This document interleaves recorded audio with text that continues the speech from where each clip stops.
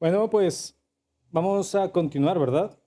Estamos viendo Camino a la Salvación, tomando desde el Antiguo Testamento este camino tan maravilloso en el cual Dios nos ha salvado a todos nosotros. Y es muy importante entenderlo en todo el consejo de Dios. Esto es lo que estamos viendo. Muchas veces nos centramos, ¿verdad?, en el Nuevo Testamento y creemos que el Antiguo Testamento, pues, es antiguo y pues ahí está, en nuestras Biblias.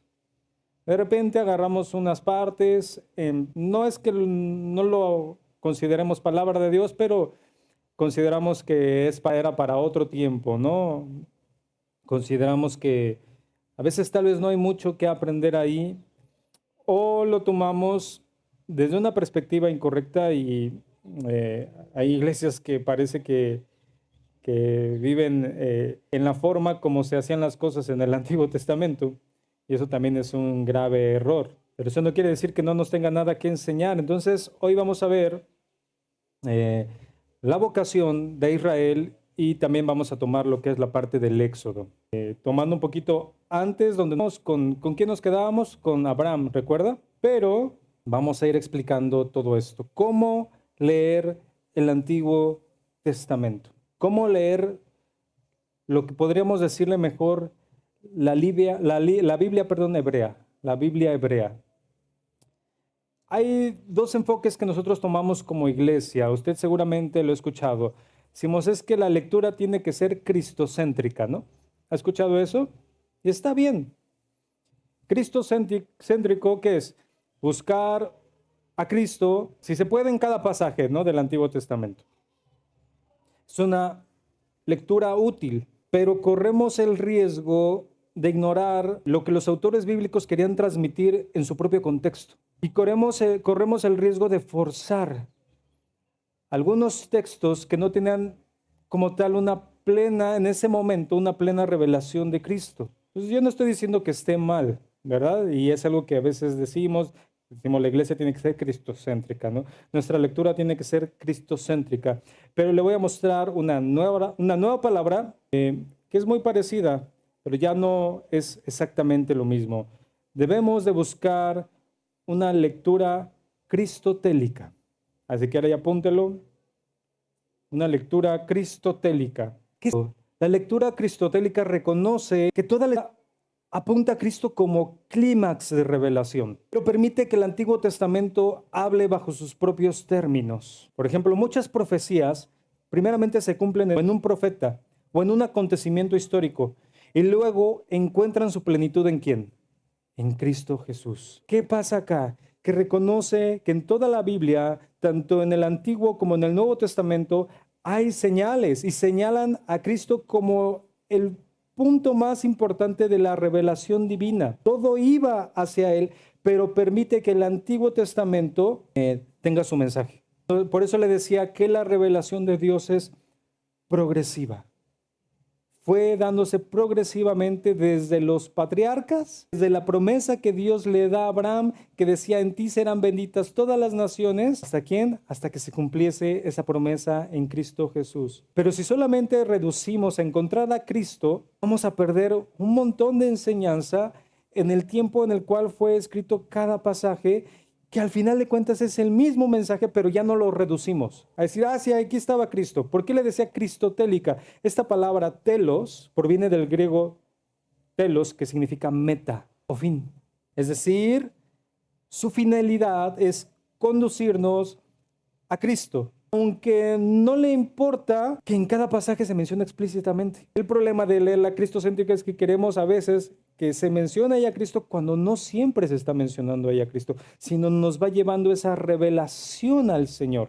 Por ejemplo, Moisés no tenía la plena entendimiento de lo que vendría a ser. Dios lo fue dando progresivamente desde ahorita que estamos leyendo Abraham, desde el Éxodo, todo lo que fue sucediendo, los profetas que fueron siendo revelados por Dios en esto y llegando a su plenitud ¿en quién? En Cristo. Entonces es tan importante entender esto, hermano, para no forzar los pasajes y no sacar las enseñanzas que tienen ahí. Porque decimos rápidamente, es que eso es la del Antiguo Testamento. Sí, pero ¿qué enseñanza tiene para nosotros? Y en este camino a la salvación, en esta historia de la salvación, Dios fue revelándose progresivamente en su contexto, en su momento, en su tiempo. Entonces, no es que estemos negando a Cristo, que es el centro de la Escritura, sino que enfatiza esta revelación progresiva de Dios.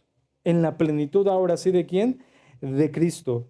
Y buscamos, leyendo así la Escritura, buscamos respetar cómo los primeros lectores entendían los textos bíblicos y aplicar una revelación completa del Nuevo Testamento. Es todavía un entendimiento más claro de que Dios tiene palabra para nosotros en el Antiguo Testamento y en el Nuevo Testamento. No solamente en el Nuevo Testamento. Y esto nos va a llevar a decir, no, pues es que eso es del Antiguo. No. Hay que centrarlo en el contexto correcto, hay que centrarlo en el momento de revelación en el cual Dios estaba revelando, se estaba mostrando al pueblo de Israel y que todo claramente iba a terminar ¿en quién? En Cristo. Entonces, el mismo Señor Jesucristo habla de esto. Por ejemplo, lea ahí Lucas 24:25. Vamos ahí, Lucas 24:25. Él lo decía que todas las escrituras apuntaban a Él, pero sin borrar su sentido original. Lucas 24:25. Entonces Él les dijo, oh insensatos y tardos de corazón para creer todo lo que los profetas han dicho. Y dice, ¿no era necesario que el Cristo padeciera estas cosas y que entrara en su gloria? Y dice, y comenzando desde Moisés y siguiendo por todos los profetas, les declaraba en todas las escrituras lo que de él decían. Dice, comenzando desde Moisés y siguiendo por todos los profetas, les declaraba en todas las escrituras lo que de él decían. Pero regresémonos ahí al Éxodo. Vamos ahí al Éxodo capítulo 3, versículo 7. Y vemos aquí al pueblo clamando a Dios y Dios escuchando el clamor de su pueblo y actuando en la historia concreta. Éxodo 3:7 dice, dijo luego Jehová, bien he visto la aflicción de mi pueblo que está en Egipto y he oído su clamor a causa de sus exactores, dice, pues he conocido sus angustias y he descendido para librarlos de mano de los egipcios y sacarlos de aquella tierra a una tierra buena y ancha, a tierra que fluye leche y miel, a los lugares del cananeo, del eteo, del amorreo, del fereceo, del heveo y del jebuseo. Vemos aquí en Éxodo que Dios escucha el clamor de su pueblo, actúa en la historia concreta y que es parte del plan del camino de salvación.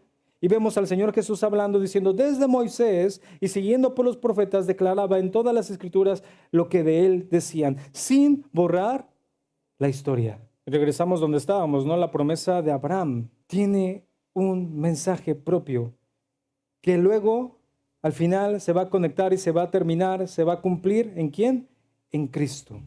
Entonces, la lectura cristocéntrica puede llevar a una visión parcial del Antiguo Testamento, solo como anuncio de Cristo, y ciertamente se anunció en el Antiguo Testamento a Cristo.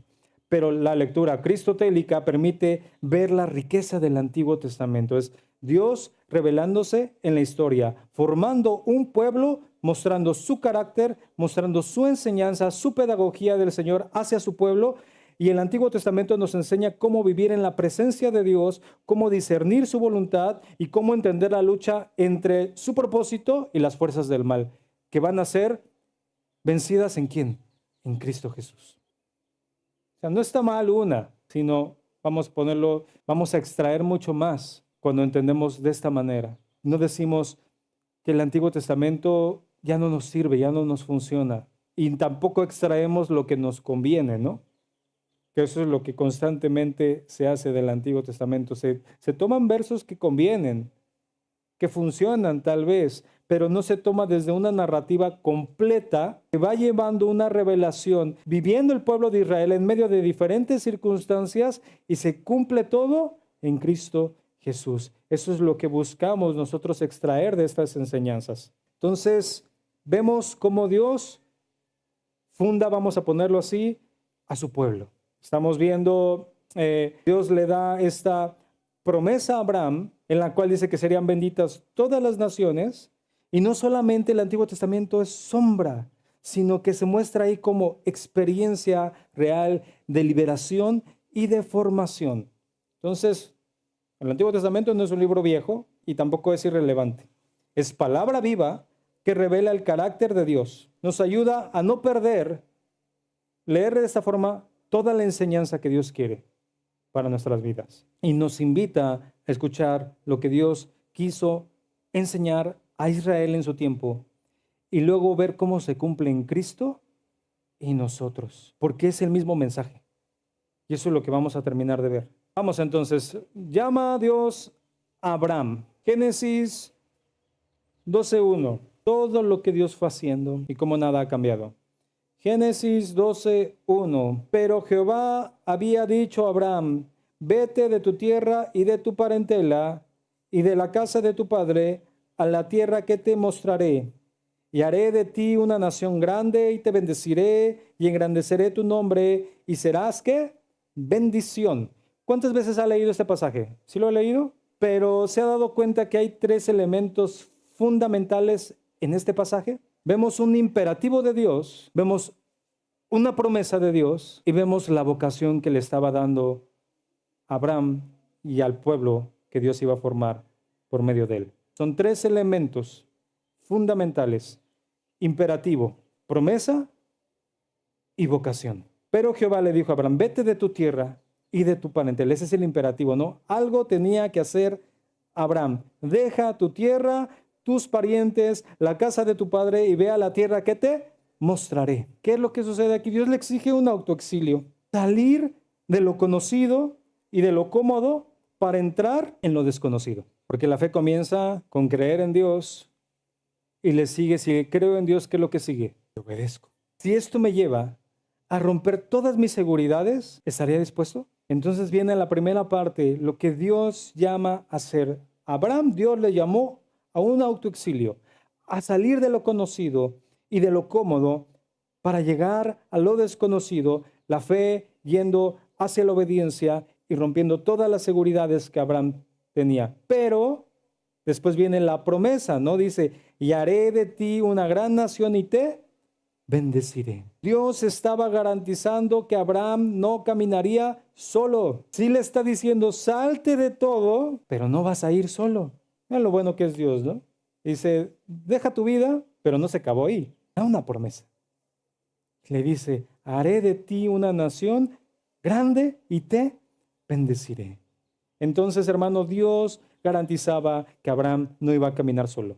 Y una promesa expansiva. Quiere decir que abarcaba muchas cosas. Primeramente, que iba a ser bendición, iba a ser bendecido por Dios. En cada momento de su vida iba a ser bendecido por Dios. Iba a traer multiplicación, ¿no? Dice que lo iba a hacer que una nación, ¿qué? Grande. Y también le iba a traer un sobrenombre, iba a traer fama a Abraham. Abraham es conocido, ¿por qué? Por ser el padre de ¿qué? De la fe, padre de multitudes. Entonces Dios hace un imperativo, Dios hace una promesa y viene el otro punto que es también muy importante, le da una vocación. Le dice, por medio de ti serán bendecidas todas las familias de la tierra. La elección no es un privilegio aislado, sino es una misión universal. ¿Qué está diciendo aquí? Que Israel iba a existir para ser el canal de bendición a las naciones. Israel existía para ser el canal de bendición a las naciones. Dios eligió a ese pueblo que no le dice, no te elegí porque fueras muy hermoso, no te elegí porque fueras el más fuerte, pero Dios se iba a revelar al mundo por medio de ese pueblo. Y no ha cambiado nada, que ese es el punto en el que vamos a llegar. Un imperativo, una promesa y un llamado a la vocación. Es importantísimo que recordemos esto. Imperativo, promesa, vocación. ¿Por qué? Porque muchas veces los extremos, tanto en el judaísmo como en el cristianismo, tendemos a olvidarnos de estas cosas. ¿Qué pasa si solo vemos el imperativo? Caemos en legalismo.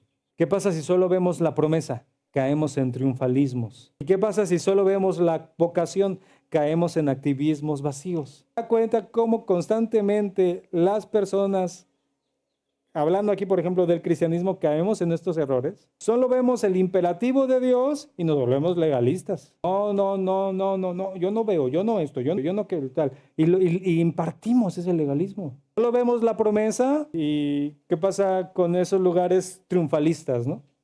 Y Dios, y solamente triunfalismo, pero se les olvida que los imperativos de Dios y se les olvida la vocación.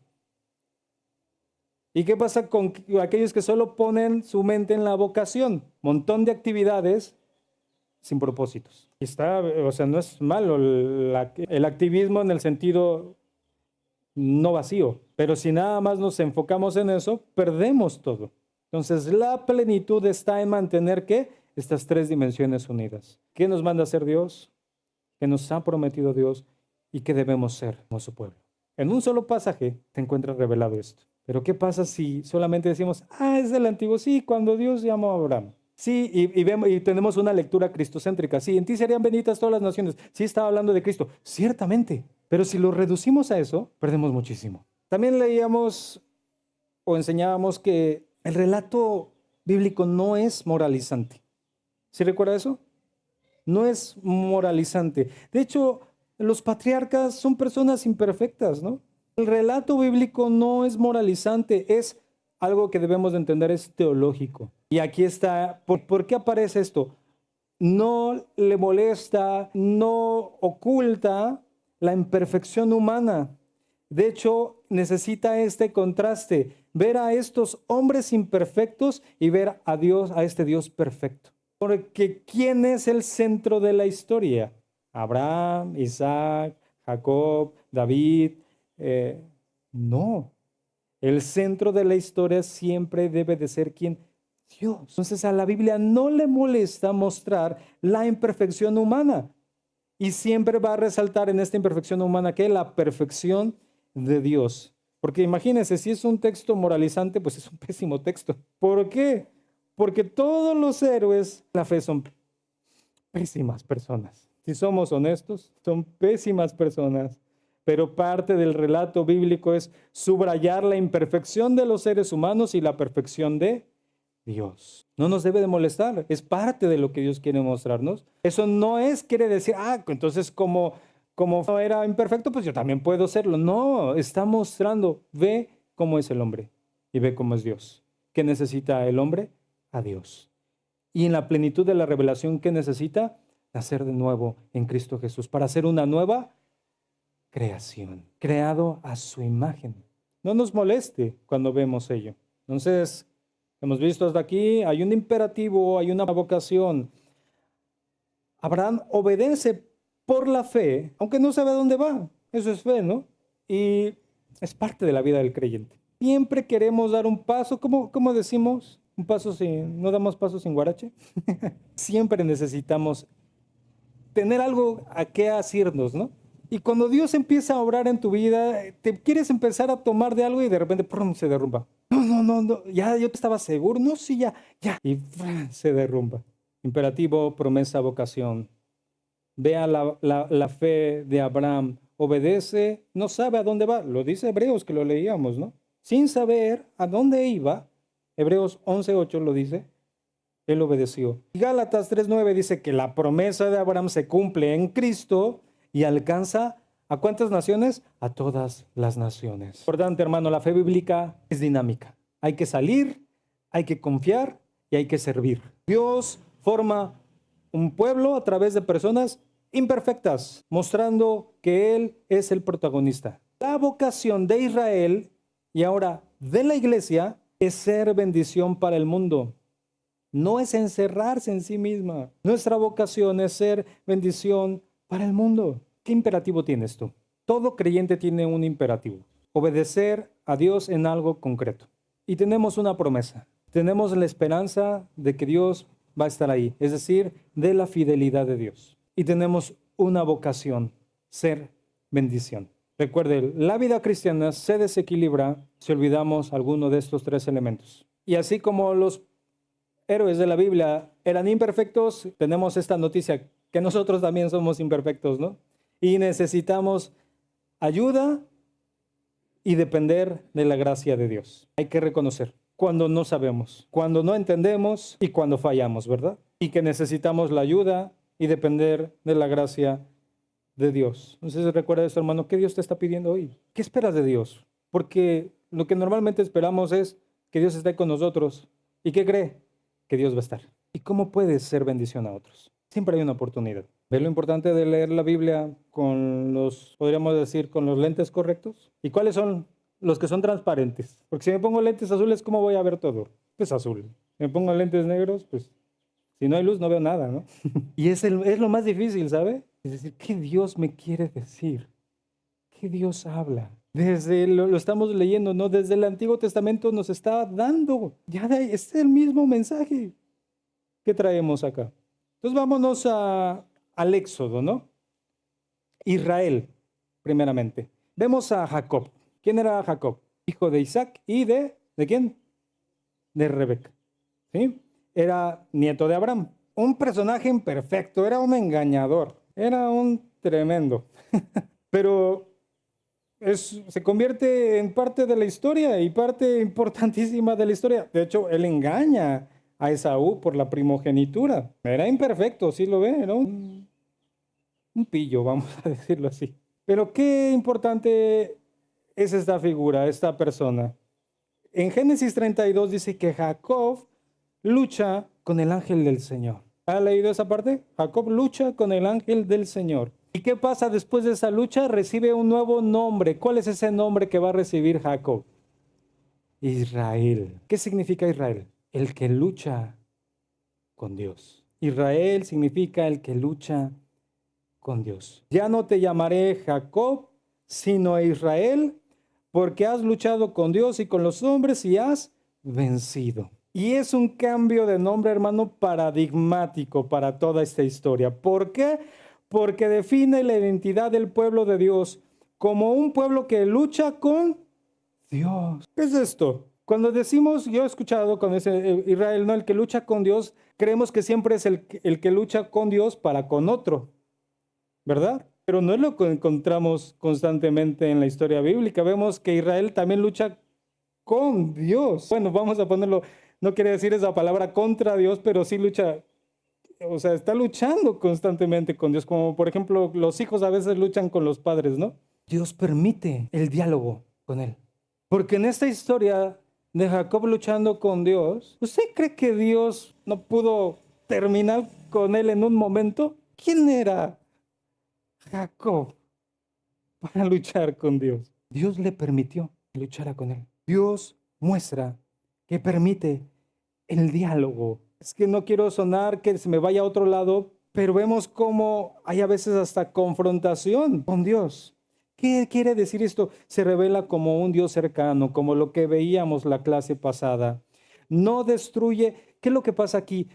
Dios no destruyó a Jacob en esa lucha. Dios no destruye al hombre en la lucha, sino que lo transforma. Dios le dio una nueva identidad. De hecho, toda la Biblia hebrea, hermano, puede leerse como una lucha entre Dios y su pueblo. El pueblo cuestiona, el pueblo argumenta y dialoga con Dios. De hecho, Abraham dialoga, discute con Dios sobre Sodoma. Vemos aquí a Jacob peleando por la bendición. Vemos a los profetas clamando por justicia cuando veían todo lo que sucedía, que es hacia donde vamos a encontrar qué era lo que sucedía con los profetas y llaman a Dios y piden la justicia porque estaban en un momento de injusticia terrible. Entonces vemos un Dios que permite. No todo el tiempo lucharon contra Dios, también lucharon con él, ¿verdad? Pero qué tan importante es esto, hermano, entender. Vemos Jacob recibiendo el nombre de Israel, Dios escuchando el clamor de su pueblo, que ahorita lo vamos a ver en el Éxodo, y vemos aún a Job hablando, yo hablaría con el Todopoderoso y querría razonar con Dios. Es decir, la fe bíblica no es pasiva, ni sumisa, ni es silenciosa. Incluye preguntas, incluye luchas. Estamos bien mal enseñados en muchas cosas. Dios se revela como un ser relacional y Él permite que el ser humano dialogue con Él. Pero no es una lucha a la rebelión, ¿sí me está entendiendo? Le digo, es una lucha que al final que trae transformación y bendición. Nuestra relación con Dios no debe de ser superficial, ni conformista. Podemos traer nuestras dudas, nuestras preguntas, aún nuestras luchas. De nada, de poco sirve que sea superficial. Si no lo hago porque Dios dice que no, poco sirve. ¿Qué es esto? La oración, hermano, no es solo pedir, ya lo sabe, ¿verdad? Sino es dialogar con Dios. ¿Qué le quiero decir, hermano? Que la fe madura aún incluye estos momentos de lucha, pero esas luchas nos van a transformar y nos van a acercar más a Dios. Es real que a veces vienen momentos en nuestra vida que parece que estamos en una lucha con Dios, no en una lucha de un clamo irreverente, sino a veces no entendemos lo que está pasando. Es como prohibidísimo decir que tenemos crisis de fe, ¿verdad? En la iglesia. No, ¿cómo? Le dices a alguien, abres tu corazón, como decimos, ¿no? Abres tu corazón y le dices a alguien, es que tengo una crisis de fe, y te voltea a ver como, aléjate de mí. Pero es en una crisis de fe debemos de entender no de que Dios no es y de que Dios no existe, sino de que a veces no entendemos por qué Dios está haciendo las cosas como las está haciendo. Y lo más importante, hermano, Dios permite ese discurso. Es decir, las luchas son parte de la fe, no son una señal de debilidad. ¿Para qué te quieres quedar como diciendo, pues tengo que ser cristiano? Porque mi papá era cristiano, porque mi abuelo era cristiano, porque mi bisabuelo era cristiano. Eso de poco sirve. Puedes compartir, hermano, tu lucha, una pregunta, una duda, dolor, pero hay que reflexionar cómo esas luchas pueden ser parte de la fe para afirmarnos posteriormente más en Él. Hay que pedirle fortaleza al Señor. No lo había pensado así. Es que quiero que seamos cristianos reales y no porque nos pusimos una playera que dice soy cristiano. Y es parte de la vida de fe. Y vamos a donde tenemos que haber ido desde el principio, al Éxodo. Vamos al Éxodo. Igual hay puntos centrales, 4 movimientos principales en la historia del Éxodo. Está la esclavitud del pueblo de Israel, ¿verdad? Está la confrontación, está la liberación, y después que viene de la liberación, el desierto. Así podríamos resumir la historia del Éxodo, ¿no? Israel se encuentra como esclavo en Egipto. Viene esta confrontación de Dios contra Egipto. Viene la liberación con mano poderosa de parte de Dios, y Dios los lleva en esta liberación al desierto. Uno podrá pensar, de hecho así pensaron en algún momento, ¿para qué nos trajiste para acá? Pero es parte de la enseñanza de lo que Dios quería enseñar a su pueblo y que Dios nos quiere enseñar hoy a nosotros. Entonces la primera parte es la esclavitud del pueblo de Dios en Egipto. ¿Qué es lo que pasa? ¿Por qué llega a esto? Porque el pueblo crece y se multiplica. ¿Qué Dios le había prometido a Abraham? Que se iba a multiplicar su descendencia. Se estaba cumpliendo la promesa de Dios a Abraham. ¿Qué es lo que sucede?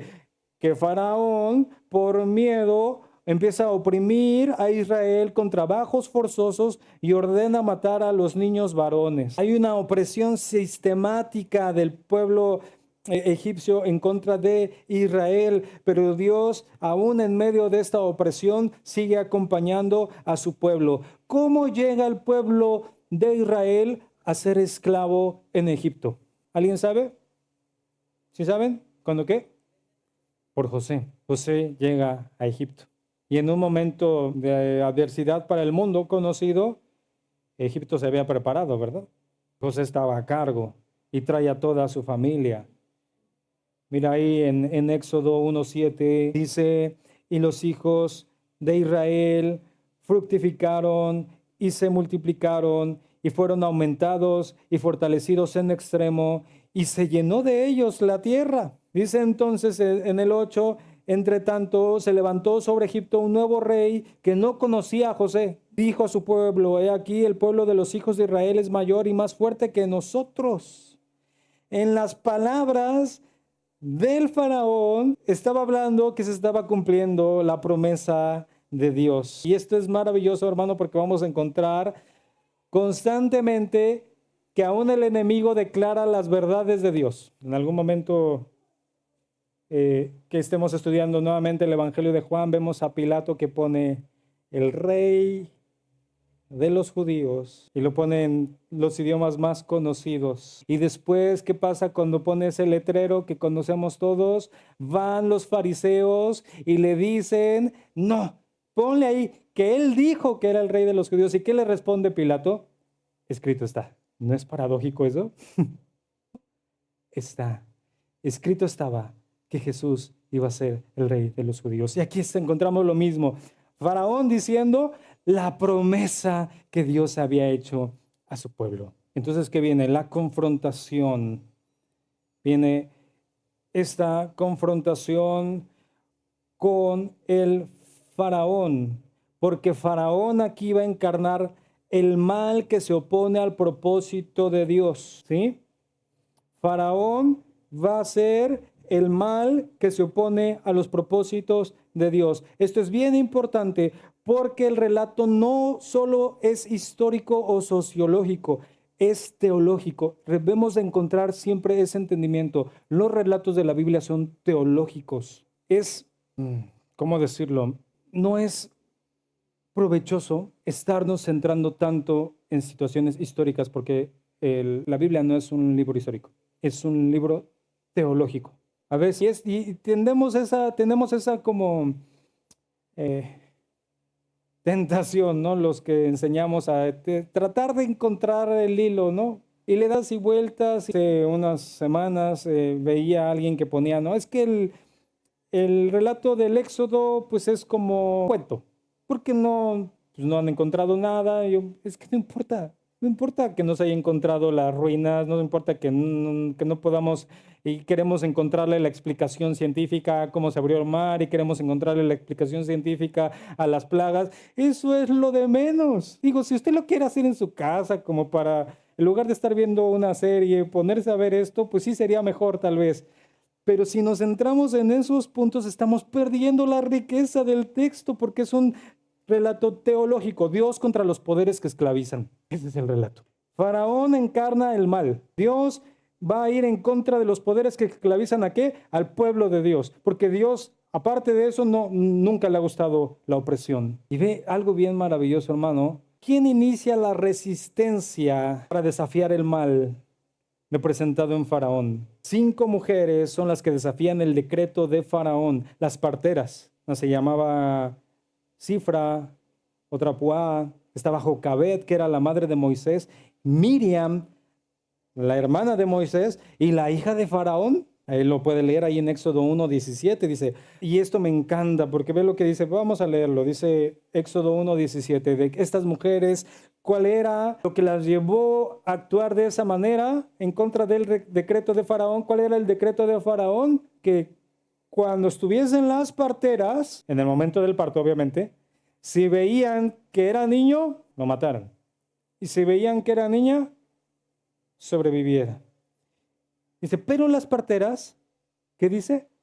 Temían a Dios. Hicieron como el rey de Egipto les había mandado, sino que dejaron con vida a los niños. ¿Quién inicia la resistencia? Las mujeres. La opresión de Egipto se debilitaba por 5 mujeres, porque Dios obra de maneras inesperadas a través de personas inesperadas. Maravilloso, ¿no? Y ahí van. Y ¿por qué no hicieron? No, dices que las mujeres israelitas no son como las egipcias, dicen, ¿no?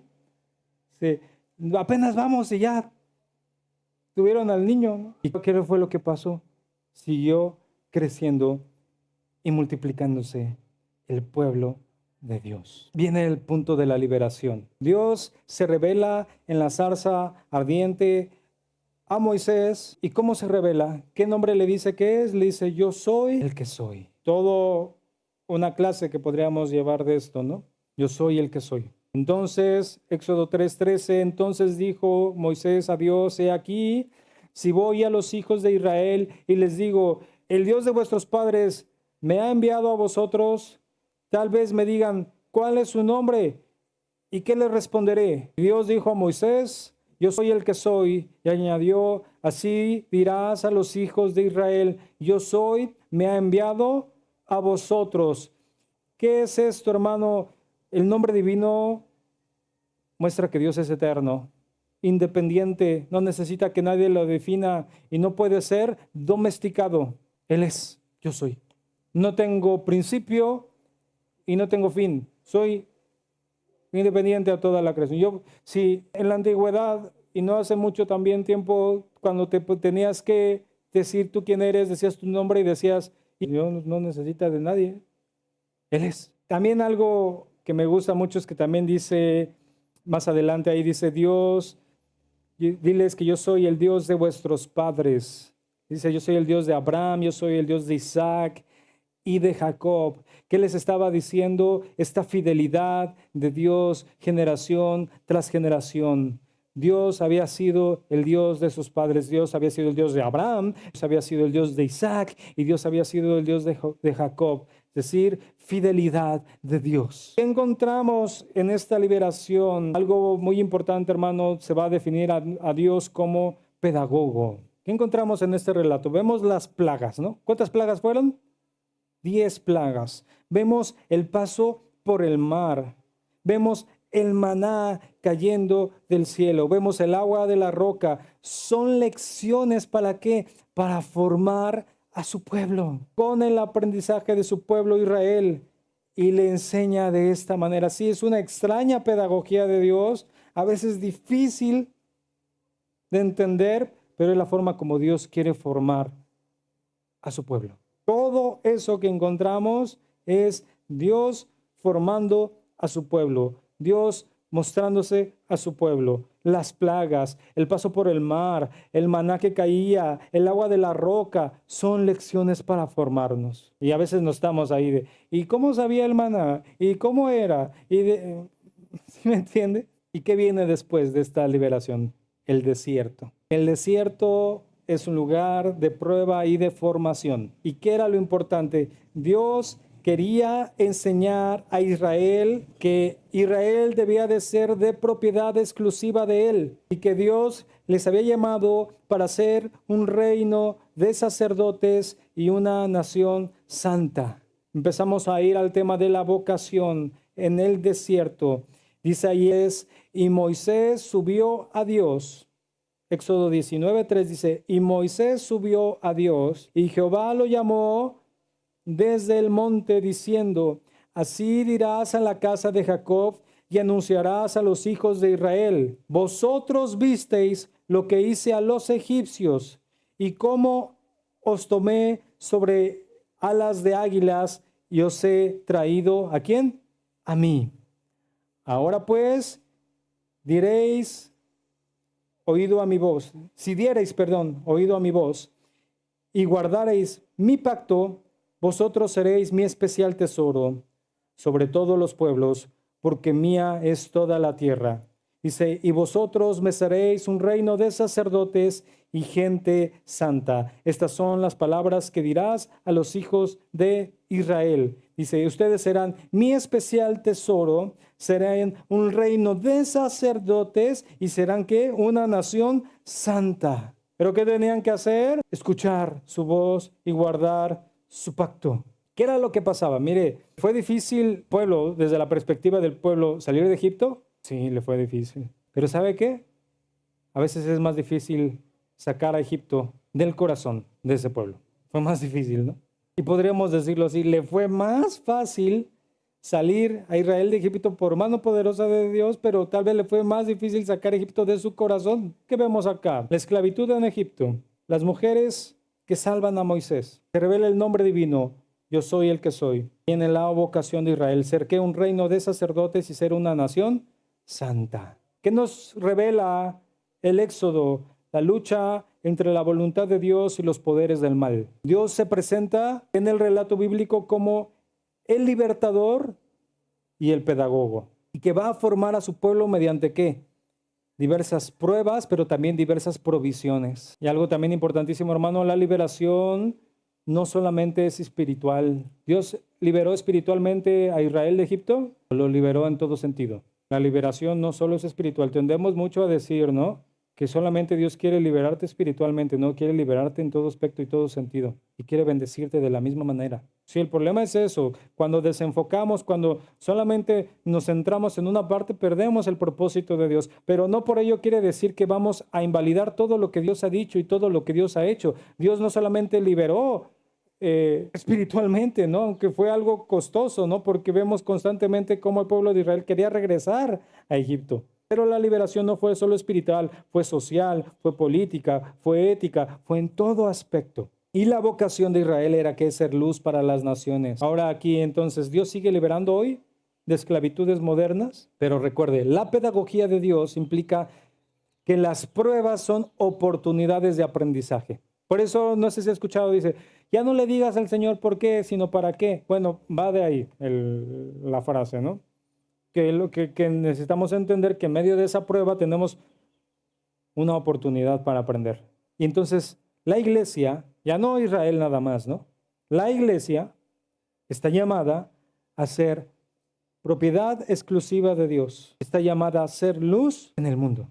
Propiedad exclusiva de Dios. Ser una nación santa y ser un reino de sacerdotes. Exactamente el mismo, se ha leído primera de Pedro, ¿no? 3. Nación santa, pueblo adquirido por Dios. Decía, le fue difícil a Israel salir de Egipto, pero tal vez le fue más difícil sacar a Egipto de los corazones de los israelitas. Y esto es importantísimo, porque desde otra perspectiva decimos esto, la liberación no solo debe de ser externa, sino interna, dejar atrás todas las cadenas espirituales, aún culturales, que nos atan al corazón. Y aquí hay algo importante en cuanto a decir que somos llamados a ser una nación santa. La santidad no es aislamiento, sino es participar de la naturaleza de Dios. Sed santos como yo soy santo. A veces confundimos que el ser santo es ser aislados de todo. No, es participar de la naturaleza de Dios. Sed santos porque yo soy santo. Dios nos está llamando a compartir su propia naturaleza. Y además, ¿qué le decía? ¿Qué es esto de ser un reino de sacerdotes? ¿Qué era lo que un sacerdote hacía? Mediaba la presencia de Dios en la tierra. Vea esto. ¿Dónde se centró Israel? En Palestina. Véalo en un mapa de la antigüedad y verá que Israel estaba en el centro geográfico de todo el mundo conocido en ese entonces. Para ser el mediador, no estamos diciendo que Cristo no es el mediador, sí está entendiendo, por eso le digo que debemos de entender el mensaje. ¿Quién iba a ser el mediador en todo este recorrido hasta Cristo?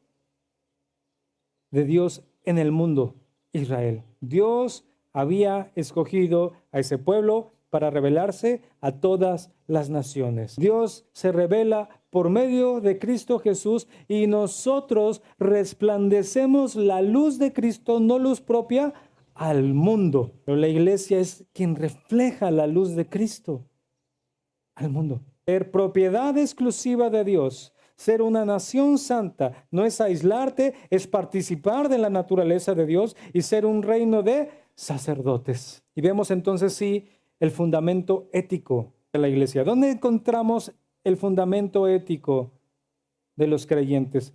En el Decálogo. ¿Qué es eso? Los 10 mandamientos. El documento de los 10 mandamientos comienza de una forma muy especial. Antes de decir, no tendrás otros dioses, no te harás ídolos, honra a tu padre y a tu madre, no mates, no robes, no adulteres. ¿Cómo inicia el Decálogo? Yo soy Jehová, tu Dios, yo te saqué de Egipto, del país donde eras esclavo. Así inicia el Decálogo, hermano. Es decir, la ética judeocristiana no nace de normas arbitrarias, sino del carácter de Dios. Y como lo que hemos mencionado, de la historia de la salvación.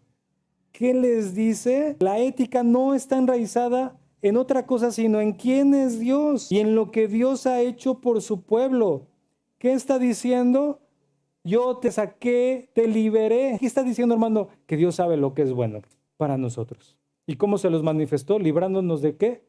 Librando a Israel de la esclavitud y hoy a nosotros liberándonos de la esclavitud. Entonces, cuando tú entiendes de qué fuiste liberado y vienen todos los mandamientos de Dios, los tomas desde la perspectiva no de normas arbitrarias, sino del Dios que te liberó, hoy quiere que continúes en ese camino de libertad en Cristo. Ya no se vuelve un peso. Y es una forma de enseñarle al pueblo, y lo vemos desde el Antiguo Testamento, al pueblo de Israel, cada mandamiento que Dios le daba constantemente le recordaba de dónde Dios los había sacado. Por ejemplo, una de las partes más importantes que le menciona al pueblo de Israel es que no debía de maltratar al extranjero, porque Israel también fue extranjero. ¿En dónde? En Egipto. Mire, Éxodo 22:21. Está bastante interesante este texto. Dice Éxodo 22:21, ¿verdad? ¿Está ahí? Y al extranjero no engañarás ni angustiarás. ¿Por qué qué? Porque extranjeros fuisteis vosotros en la tierra de Egipto. ¿Cómo se sentían mientras estaban ahí? Clamaron a Dios. Él dijo, yo escucho el clamor de mi pueblo. Estaban siendo ¿qué? Oprimidos. ¿Cómo iba a ser un pueblo que había sido oprimido y que había sido liberado de la forma como Dios liberó a ese pueblo? Después iba posteriormente a él a ser un opresor de los extranjeros. No tiene sentido, ¿verdad?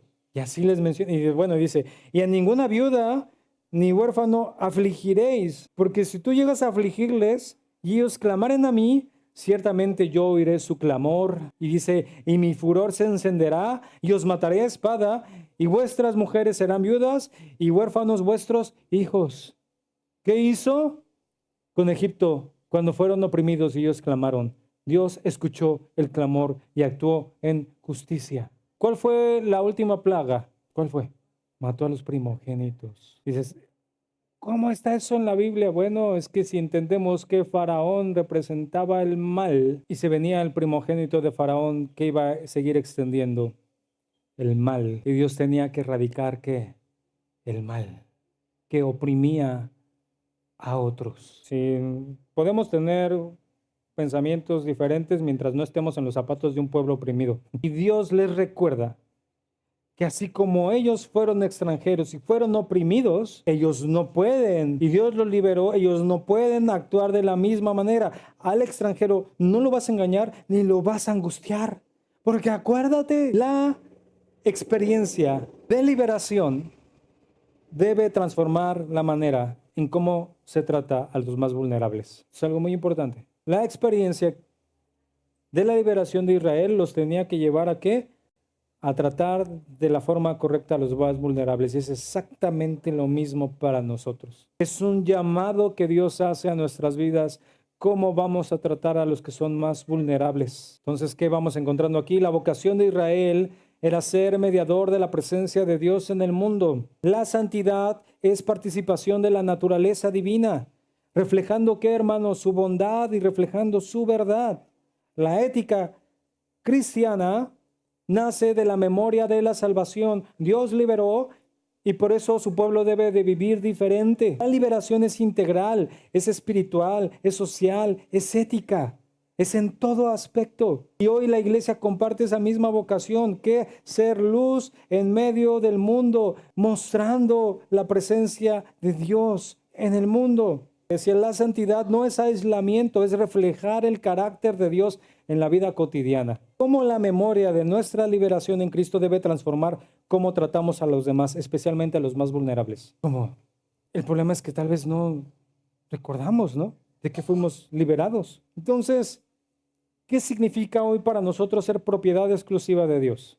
No tener otros ídolos. Sería reducir el entendimiento en pensar que los ídolos son solamente los ídolos de yeso, ¿verdad? Sería reducir y decir, yo ya no participo de sí, no tienes los ídolos de yeso, pero tienes un montón de otros ídolos. Necesitas entender que eres propiedad exclusiva de Dios. ¿Qué significa para nosotros ser una nación santa? ¿En dónde, hermano? En la escuela, en la familia, en la sociedad, en el trabajo. ¿Qué significa para ti ser nación santa? ¿Y cómo reflexionamos el significado de ser un reino de sacerdotes en nuestro contexto? ¿Qué es esto? ¿Ponernos un uniforme? Somos un reino de sacerdotes. Terminamos. ¿Qué aprendimos? Nada, dice. Aprendimos a leer el Antiguo Testamento no solo buscando a Cristo en cada rincón, sino permitiendo que el Antiguo Testamento hable en sus propios términos, para luego ver cómo apunta a Cristo en el clímax de la revelación. Vimos la llamada de Abraham con sus 3 dimensiones inseparables. ¿Cuáles eran? Imperativo, promesa, vocación. ¿Qué Dios quiere que hagas? ¿Vas a hacerlo solo? No, ¿verdad? Dios va a estar contigo. Y ahora, ¿cuál es tu vocación? No lo reduzcas a lo que haces en la iglesia. Es terrible ese pensamiento. Tienes una vocación. Dios no te llama a que te salgas del mundo, sino te llama a que seas luz en el mundo. No es más importante decir soy pastor a soy abogado. No es más importante decir soy ministro de alabanza a ser maestro, maestra. Es parte de tu llamado y es la vocación que tienes. Algunos separan eso. Yo lo digo porque yo lo he escuchado. A ver, aquí soy pastor, pero es otra cosa, ¿no? ¿Cómo es eso? No, es otra cosa. Acá son negocios. Mal entendimiento de tu vida. Vimos este llamado, ¿no? Imperativo, promesa, vocación. Es decir, la fe es obediencia, confianza y misión. Obedezco a Dios, confío en Dios y entiendo que tengo una misión. ¿Qué significa Israel? El que lucha con Dios. Permite que dialoguemos aún nuestras luchas, pero que eso lleve a ser transformados en relación con Dios. El Éxodo nos muestra, ¿no? Estos momentos, ¿no? El pueblo en esclavitud, la confrontación con el mal, la liberación y el desierto. ¿Qué nos revela ahí? A Dios como libertador y pedagogo, formando a su pueblo en medio de pruebas. ¿Sí? Dios nos forma en medio de pruebas. ¿Qué tenemos nosotros? Vamos a llevarlo ya a nuestro punto central, es ser propiedad exclusiva de Dios, una nación santa y un reino de sacerdotes. ¿Y de dónde va a nacer nuestra memoria para nuestra vida ética? De la liberación que hemos recibido y del carácter de Dios. Es decir, ¿cómo vas a actuar en tu vida diaria como cristiano? Acuérdate de esto, de dónde Dios te sacó y quién es Dios. Y te aseguro que no vas a fallar tanto. Si te hacen algo, ay, pero es que yo también hice de las mías, ¿no? Y Dios me perdonó. Oye, hay que hacer esto. No, porque mi Dios es verdad y en Él no hay mentira. ¿Entiendes? Entonces, el Éxodo no es un relato antiguo, es teología de salvación, que revela a un Dios que libera, que enseña y que forma a su pueblo para hacer que luz en el mundo. La liberación de Dios es bien importante, esto hermano, es integral, no nada más es espiritual. Por eso hay que entender esto, hermano. Santiago lo entendía y decía, no nada más vayas con el hermano, ores por él y le digas que Dios te bendiga. Tú puedes ser las manos de Dios para bendecir a esa persona. ¿Cuántas veces no entendemos eso? Sí, vamos a orar por ti. ¿Podrías hacer algo más que orar? ¿Dios te liberó nada más espiritualmente? No. Recuerde esto también, ¿no? Le fue difícil salir a Israel de Egipto, pero le fue más difícil sacar a Egipto de su corazón. Así también es en nuestra vida cristiana. No solo consiste en salir de la esclavitud del pecado, sino dejar que Dios saque el Egipto de nuestros corazones y nos forme como su pueblo santo. No queremos dejarlo y me impresiona, ¿no? Y Dios ya me liberó, pero sigues viviendo como antes. ¿Qué hace diferente? Entonces, Dios te liberó ¿para qué? Y vea todo esto. Encontramos todos estos primeros libros de la Biblia, ¿no? Está Génesis, Éxodo, Levítico, Números, estos libros de Levítico que hablan de, y no esto, y no aquello, y decimos, ay, no, ¿qué es eso? Bueno, es que debes de entenderlo desde esa perspectiva. Dios los liberó para ser un pueblo diferente en medio de ese mundo. Dios te liberó para que seas, ¿qué? Un pueblo diferente. Dios nos llama a vivir como propiedad exclusiva de Él, reflejando su carácter. Nos invita, nos llama, es un llamado, mejor dicho, a ser santos. Y nos envía como ¿qué? Como sacerdotes en medio de donde estemos. Pero entiéndelo desde la forma correcta, no desde la forma superficial. Si no, pues no le vas a caer muy bien a la gente. Entiéndelo de la forma correcta. ¿Cómo puedes ser sacerdote de tu casa? ¿Cómo puedes ser sacerdote en tu trabajo? ¿Cómo puedes ser sacerdote en tu escuela? Dios quiere enseñarnos. ¿Lo ve? Transformar nuestras vidas. Vamos a orar. Gracias, Señor. porque tú nos has hecho libres. Hemos experimentado esa libertad. Y ahora te pedimos ayuda, Señor, para vivir como pueblo santo y ser sacerdotes en medio de este mundo. Y hoy tenemos ese entendimiento y hoy lo declaramos como una verdad que nace desde nuestro corazón y que queremos vivir cada día. Somos propiedad exclusiva tuya.